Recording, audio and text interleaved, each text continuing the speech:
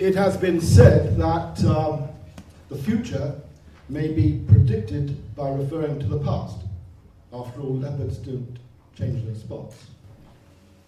14 years ago, the seeds of Operation Henry were sown. After 4 years, it needed and wanted to be registered and accountable to the Charity Commission. It all started with Henry, my Henny. We did a little walk, about 2,000 kilometres, which lasted 4 months, and that became the springboard to the Operation Henry Trust.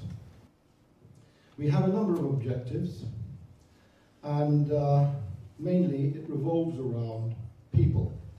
I'm a people's person, and I want to look after and help those people who are not as well as the majority of us in this room right now, who need help.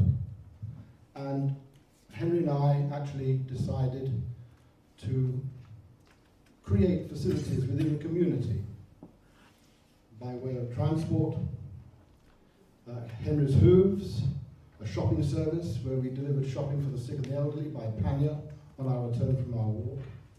We involved ourselves heavily with the Ivyridge tourist offices down Glanville's Mill before the water park was established, and we had occasions when we entertained visitors from South Africa, America, into our town of Ivyridge, hoping to put it on the map.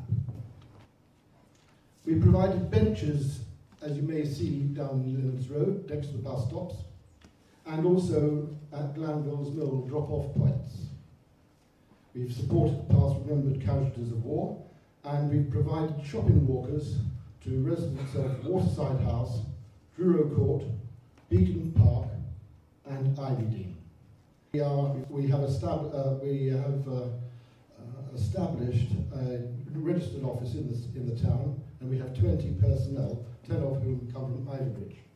There's been a very strong liaison with the South Hants community and voluntary services, and we've created opportunities for local community college students to experience the work ethic as volunteers, even from the age of 13 and a half. And the young man in question is now 16. Expense. We have a strong liaison with Plymouth Hospitals NHS Trust, local cancer services, and only last week I had an interview one-to-one with an hour and a half with Julie Richards, who is the assistant to Paul Roberts, the CEO of Plymouth Hospitals NHS Trust, with regards to facilitating patients from this area to have treatment at Derriford expense. Further cost of volunteer training and professionals. We have a training company in Plymouth who are training individuals to interview potential beneficiaries, and that training is an expense. Ever-increasing cost of transport and tap sources, local community drivers, there is an expense that we have to find. We also find money we need money for special day treats for local beneficiaries that we send to hotels and to places like Edgecombe Park with their families whilst they're suffering from pancreatic and upper gastrointestinal cancers. It is said that most communities in a civilized society include those who let things happen and those who make things happen.